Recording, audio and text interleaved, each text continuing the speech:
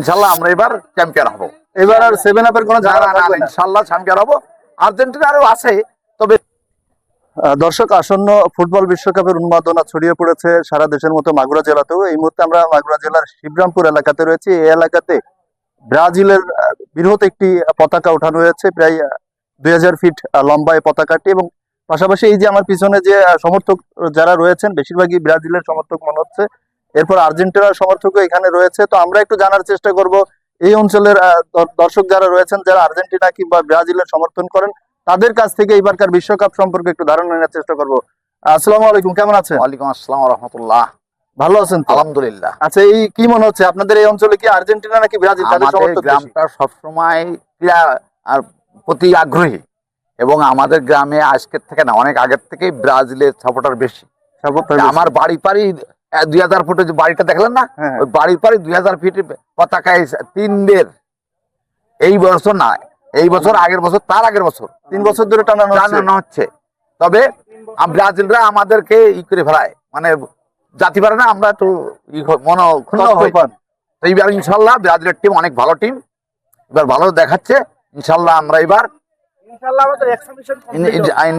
এবার চ্যাম্পিয়ন হব। এবার আর 7 আপের কোনো ঝামেলা থাকবে না। ইনশাল্লাহ চ্যাম্পিয়ন হব। আর্জেন্টিনা আরও আছে, তবে সেটা নগণ্য এ জায়গা। অসংখ্য ধন্যবাদ। আমরা একটু আরেকজনের সাথে কথা বলবো। মামা, আসসালামু আলাইকুম। ওয়ালাইকুম আসসালাম। কি মনে হচ্ছে এবার কি ব্রাজিল জিতবে, কাপ নেবে? আগে সবার আগে বাংলাদেশ, যেহেতু বাংলাদেশ এই বিশ্বকাপে অংশগ্রহণ করতে পারতেছে না, সেহেতু এখন আমরা যেহেতু ফুটবল জ্বরে আছি, আর্জেন্টিনা বা ব্রাজিল সবাই, সব সমর্থকরা। এখন আমার মনে হচ্ছে যে এবার ষষ্ঠবারের মতো মানে বিশ্বকাপ ব্রাজিলই নেবে, আমি আশা করি আর কি। আমাদের গ্রামে আসলে অধিকাংশ সাপোর্টার আসলে ব্রাজিলই।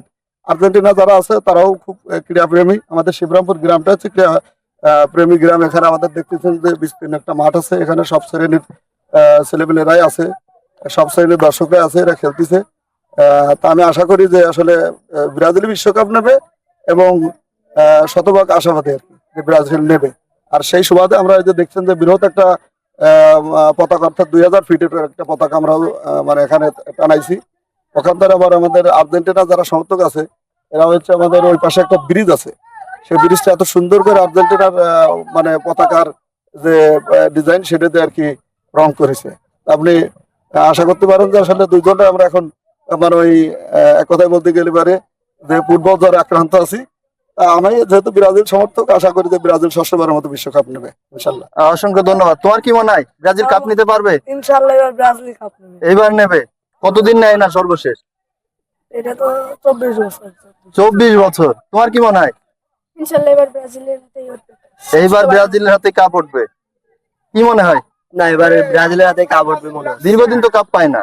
দীর্ঘদিন পায় না, এবার হবে। এবার খেলার এই ভালো আছে, ধরন ভালো আছে। আর তুমি যে যতদিন খেলা দেখতেছো বা খেলা বুঝতেছো, ততদিন কি কাপ নিছে একবারও? না, কাপ ওইভাবে না এনে, মানে একটা আনন্দ, একটা উচ্ছ্বাস যেটা আমরা পাই, সেটাই অনেক কিছু। তাদের খেলা দেখে ভালো লাগে। নেইমার ভালো খেলে। নেইমারের খেলা আমার অনেক ভালো লাগে।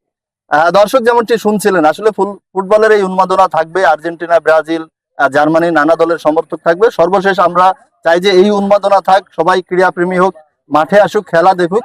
তবে আমাদের ভিতরে এই সমর্থন নিয়ে যেন কোনো প্রকার হানাহানি সংঘাতের দিকে না যায়। আমরা ফুটবলকে ভালোবাসি।